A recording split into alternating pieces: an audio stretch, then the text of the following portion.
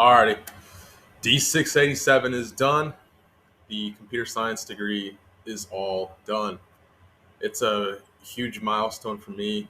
I'm a first generation college student, and it feels kind of surreal. I still really haven't fully accepted that this is done. It's pretty awesome and incredible to finally be done, finally be at this point. D687 is project development with the team, and it is the final class of the computer science program for WGU. It used to be called the capstone, but they changed it to project development with the team.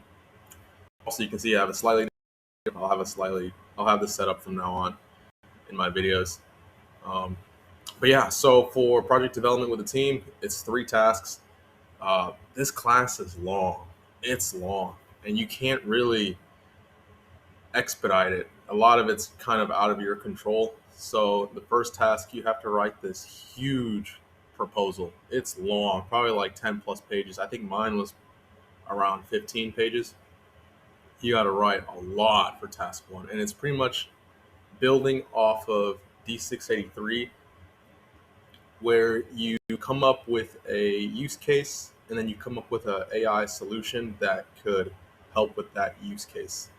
And in task one of D687, what you're doing is just writing a bunch of content on why your solution is beneficial to the fictional business, on why your solution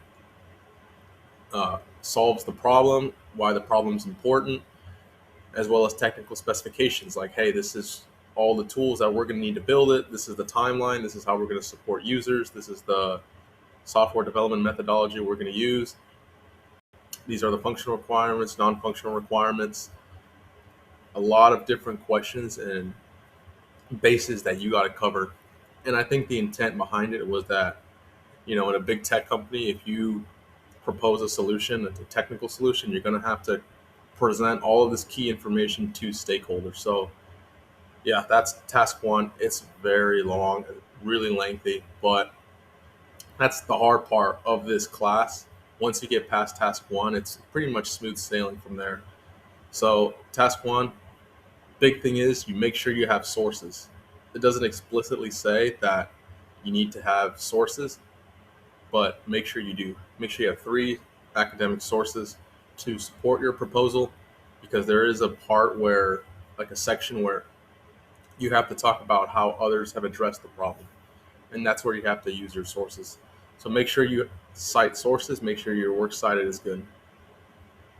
But there's not a single part of task one that's hard. It's just a lot. But yeah, that's task one, is writing this huge proposal to stakeholders. And yeah, you send that in. What sucks too about this class is that you can't move on from task one to task two until task one is graded. And same thing with task 2 to 3, you can't move on until task 2 is graded. So it's very sequential. You can't really, there's no overlap. So that's a little inconvenient. But anyways, you submit task 1 for grading, assuming it passes the first time. That's when you do peer reviews. So you submit your paper to this platform called Peerceptive, and there you submit your paper, the one that already passed, and then you do 3 peer reviews. And again, just follow the rubric. You have to point out a relevant location in the paper that you're looking at.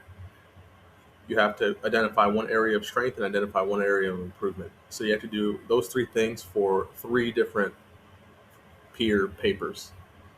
And it's similar to like the whole respond to at least X amount of peers. It's tedious. The peer review part is very tedious, and it's kind of long because there's a lot of questions you have to answer for each peer review. But that's peer reviews, so you have to do that 3 times. And the lengthy part of this assignment is the fact that you have to wait for your own paper to get peer reviewed by 3 different peers, and that's the part that takes the longest. And it really does vary. I had a buddy who got his paper peer reviewed in 2 days. Me personally, it took 5 days, so that was a little disappointing. It could take up to a week, full week. That's what WGU has stated. but it really varies. Again, it could take up to a week, but it'll likely be shorter than that. But again, for me, it took about 5 days. Once your paper is peer reviewed and you get the results back for task 2, all you're doing is downloading your results, and the results includes your peer reviews, like the ones that you done, and then the peer reviews that you received. So you submit that. It'll be as an Excel file. You submit that for task 2, and that's it. And for task 3, you're writing another paper, and in that paper, you're pretty much, it's a reflection. So you're just reflecting on what your peers have pointed out about your paper. What patterns do you notice in the feedback, both from a numeric scale, because you have to numerically rate papers, and from a qualitative scale, so and how they describe your paper. So you go over what trends you saw, what areas of improvements that repeatedly came up, what areas of strength repeatedly came up, what improvements do you believe were the most insightful, which ones would you implement, which ones would you not implement. And again, just a reflection of the feedback that you received for your paper. This entire class is no coding, it's just writing. But that's pretty much it. Once you submit task 3, that paper, then that's a wrap. So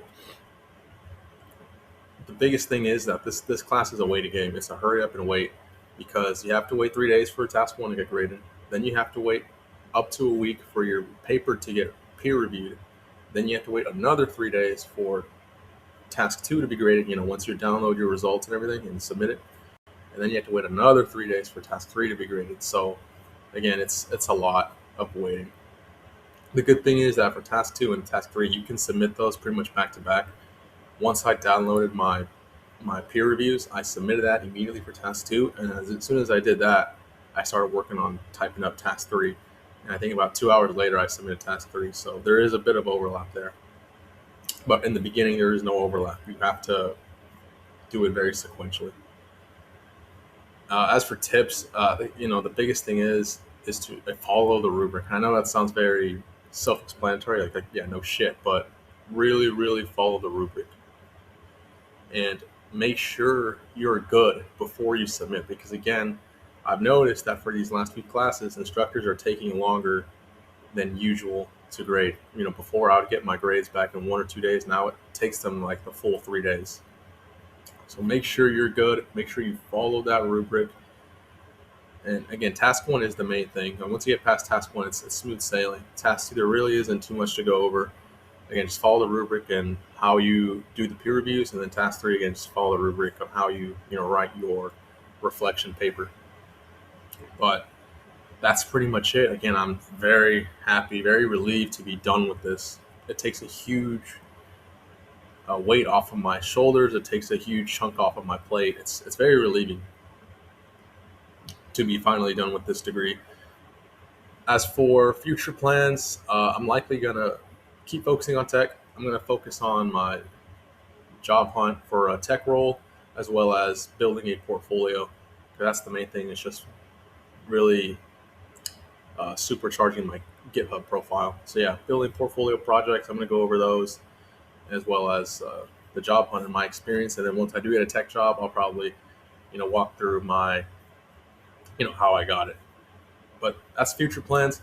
Again, it's awesome to have completed this degree, and it was really cool to help people who are also attending WGU with their degree and continuing to help people. One disclaimer that I will say is that as more time passes, I'm obviously not going to be able to help as much because I'm going to forget, but still, even though I'm done with the degree now, I'm still going to continue answering your guys' questions about classes. And again, just being an outlet, being a tool for anyone who may need assistance. But that's all I got for this video. Talk soon.